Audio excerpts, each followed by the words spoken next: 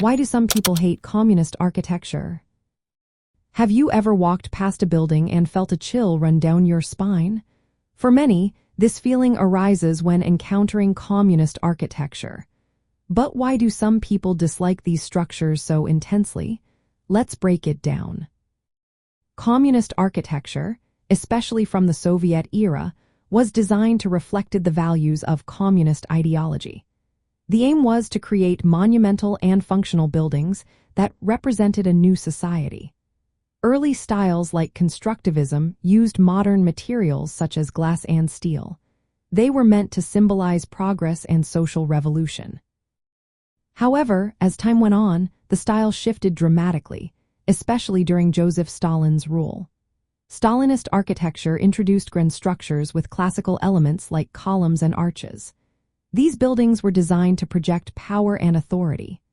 Urban planning became highly controlled, featuring wide streets for military parades and imposing buildings to showcase Soviet strength. One major reason people dislike communist architecture is its aesthetic. Many find the designs cold and oppressive. The massive forms and repetitive patterns can feel intimidating rather than welcoming. Another reason is the association with authoritarianism. These buildings often representing oppressive regimes. Some were built using forced labor, serving as tools for political propaganda. This connection to state control and surveillance leaves a bitter taste for many. Functional shortcomings also play a role in this dislike. While the goal was to provide mass housing quickly and cheaply, many residential projects fell short.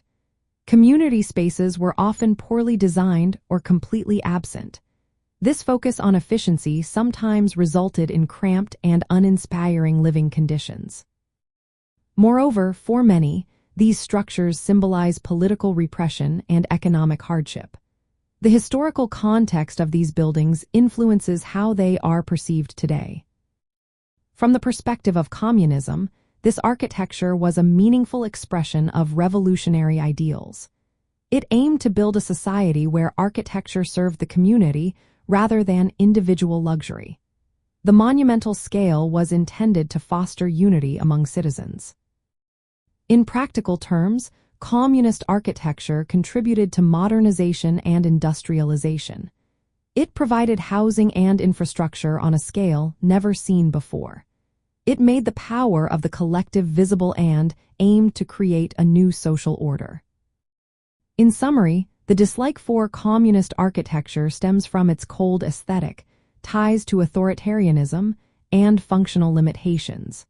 Yet, from a communist viewpoint, it was a deliberate tool to express collective ideals and social equality.